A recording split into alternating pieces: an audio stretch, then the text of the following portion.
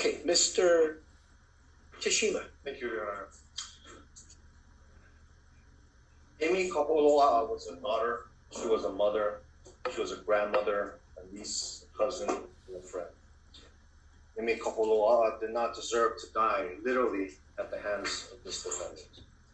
In seeking justice for Amie, the state charged defendant with murder in the second degree. Trial in this case began on June 24, 2024. Throughout this trial, which Your Honor presided over, the jury and Your Honor heard and saw evidence of defendant's escalated use of violence, how he brutally beat Amie all over her body with a metal pipe for 15 minutes, how Amie attempted to get away from defendant's viciousness. The jury and Your Honor heard and saw evidence of how defendant dragged Amie back into the house and then asphyxiated her by pressing a shirt over her mouth, holding it there until she stopped breathing, eventually passed away. The jury and Your Honor heard evidence of how defendant waited at least 3 hours before calling anyone for help. After hearing and seeing all the evidence, the jury found beyond a reasonable doubt that this defendant caused the death of Amie Kaholoaa. The jury found beyond a reasonable doubt that this defendant intended or knew that what he was doing would cause Amie's death. The jury found beyond a reasonable doubt that this defendant committed the offense of murder in the second degree. In this particular case, there is only one sentence this court can impose. Under Hawaii Revised Statute Section 706-656, subsection 2, persons convicted of second degree murder shall be sentenced to life imprisonment with the possibility of parole. The minimum length of imprisonment shall be determined by the Hawaii Polling Authority. Your Honor, the state is asking that you impose the only sentence possible by law, and that the sentence be that this defendant be sentenced to life imprisonment with the possibility of parole. The state would like to spend its remaining time honoring the life of Amie Kaholoaa by requesting that this court allow a few of Amie's family members to make a statement to this court. Yes, please do. I believe first we do have on Zoom Jolene Kepa. Ms. Kepa, you can unmute yourself, state your name for the record, and go ahead and proceed with your statement. Thank you. Your Honor and the people of the court, aloha. My name is Joreen. I am the cousin of Amie Puanani Lalem Kaholoaa. Today I speak for a 9-year-old. I speak for a 6-year-old, a 5-year-old. Today I speak for 3 beautiful 3-year-olds, 2 generate and energetic 2-year-olds, 3 brand new 1-year-olds, and a 6-week-old baby. Today I speak for their memories and times stolen from them and their grandma Amie, cheering for some of their first steps to celebrating all the many birthdays and holidays together, watching them grow, play sports, going to the beach, teaching them how to drive, getting them ready for their prom, and all the things, the fun things grandmas get to do. Because of this man, these grandchildren will never be able to share those moments with their grandmother. Most importantly, today I speak for 2 brilliant 24-year-old daughters and 2 strong and very protective 25 and 27-year-old sons, the 4 children and 12 grandchildren of Amie. Your Honor, I kindly ask you to put yourself in their shoes to have to continue to live their life with only the memory of their mom, living with the nightmare of how she was taken from them and what she went through in the last moments of her life. That memory or nightmare will always be there forever, which is the reason I humbly ask you to put yourself in their shoes and understand the immense sorrow and suffering they endure with the loss of their mother. Last but not least, I will speak for a 72-year-old single father of Amie who did the best he could to raise her, protect her, and love her. Your Honor, I ask once again to put yourself in his shoes of having your only child murdered. No amount of time you can sentence the defendant will ever bring her back, and knowing that pain, that anger, that grief is something her father has to live with for the rest of his life. Give Amie's father and our family the opportunity of knowing that the man who violently took her life will be shown the same mercy that he gave Amie, which is none. I ask that you take just as much from him that he has taken from us. Living on the island of Molokai is a privilege, and I speak for many, including Amie's entire family, who all still live on Molokai, that the trust is no longer there to ever let this man back into our community, our island, and our home. I'm a woman of faith and I believe in forgiveness, but today I'm not here for forgiveness. I'm here for justice. Your Honor, today I ask for justice for my beautiful cousin, Amie Puanani Lalim Kaholoaa, whose time was stolen from us, and ask that you sentence him to the maximum amount of time, which I'm praying will give some sort of peace and comfort to Amie's father, her children, and her grandchildren, that justice will be served today for Amie. Your Honor, thank you for your time and allowing me to speak. Mahalo. Thank you, Ms. Kepa.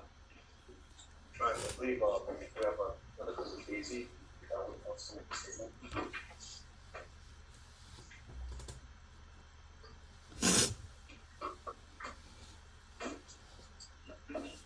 Good morning. Good morning.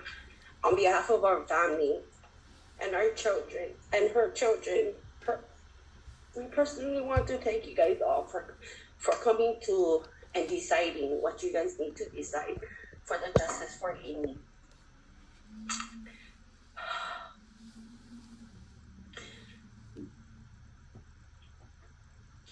Because her children has been fruitful with her grandbaby growing, it gives our family some sort of closure that today that you guys would decide the justice for her.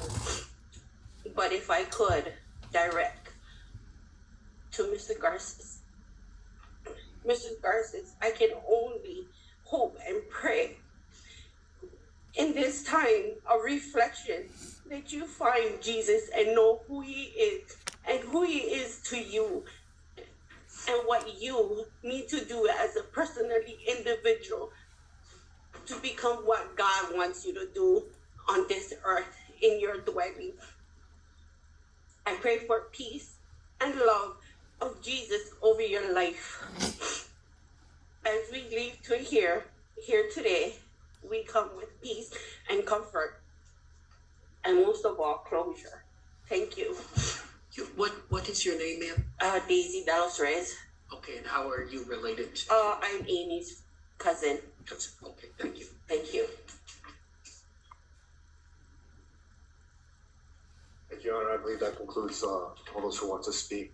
Thank you. Thank you. Thank you. Thank you very much. Okay, Mr. Siegel, on behalf of Mr. Garces. Your Honor, I just want to thank Amie's family members for coming today. I appreciate the comments and the stories that were told today. Understanding the sentence in this matter and understanding the potential for appeal. Mariano does want to say something to the family today. I just want to express to the court as well that I've worked with Mariano for 2 years on this matter, and I can say confidently that from my interaction with Mariano over those 2 years, that he is genuinely remorseful for his actions in this case, and he understands the immeasurable damage that his actions caused to him. So I appreciate the family. That being said, I'll let Mariano make his statement this time. Of course. Mr. Garces, go ahead. First off, I'd like to apologize to Amie's family for what I did. I'm sorry, I'm truly sorry. I never meant to do that. So I just hope you guys can find it in you guys' heart. And secondly, I'd like to apologize to my family, putting you guys through this. God bless you guys. Love you guys. Always. Thank you, Mr. Garces. Well, I want to thank everybody. I had a little bit of concern because there wasn't anything in the PSI really about Amie. I mean, I remember what I saw at the trial and hearing some of the testimony at trial, including from Officer Sergeant, I don't recall, Shaw, who knew Amie personally. So I did remember that, but I'm really appreciative that some of the family came, but we also had two people to speak, especially Jareen Kepa, to give me a little bit more background. And also what she said was quite appropriate because she's absolutely correct. Courts do not dispense mercy, they dispense justice. And that's what the family has come here for today. And I appreciate that she said that because that's really important. To the Garces family, I read Ruth, Mr. Mr. Garces' sister's letter. And sometimes I don't think people fully understand that when there's crime of murder and the jury has made a finding that the defendant is guilty, the court can only impose one sentence. And the sentence that's imposed is life imprisonment with the possibility of parole. And that's the only sentence that the court is allowed to impose. Can't consider anything else, nor in this instance, frankly, would I. But that is it. But I understand the letters were helpful. I did read Mr. Garces' letter and appreciated that he took the time to write something. And I don't think that the fact that he's made a statement in court today or written a letter impacts his ability to file an appeal. I think that sometimes there's mistaken belief. I don't think the Supreme Court would allow a person not to say anything because they're going to impact their appeal. He said what he said, and I appreciate that. But nonetheless, the jury listened to all of the evidence, same evidence that I heard. They came to their finding, and it was very clear. There were multiple included offenses and everything, and they went through. They took their time, and they made their finding that Mr. Garces did commit murder in the second degree and killed Amie knowingly or intentionally. And based upon that, Mr. Garces, you are sentenced to life imprisonment with the possibility of parole. You have crime victim compensation fees of $505, internet crime fee of $100. You must provide buccal swab samples, blood, or fingerprints to the collecting agency, and you're responsible for payment if DNA is analyzed. You will receive a parole hearing from the paroling authority, and they will determine the minimum term that you must serve before you are eligible for parole. And Mr. Siegel can assist you with that. And at the same time, once the judgment is entered, you're free to file an appeal as you deem appropriate. So I wish to thank everybody who spoke or wrote letters, but especially to the two young ladies that came. And Ms. Kepa, I'm glad we were able to afford you the opportunity to speak this morning by Zoom from Molokai, because I know the difficulty it is in coming over here. So with that, the judgment will be entered today.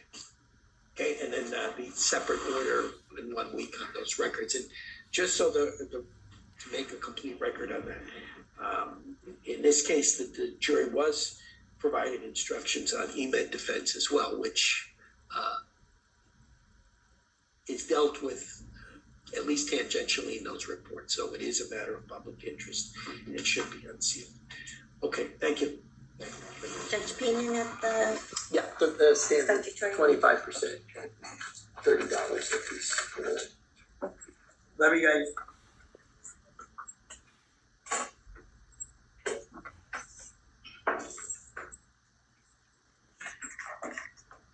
Going to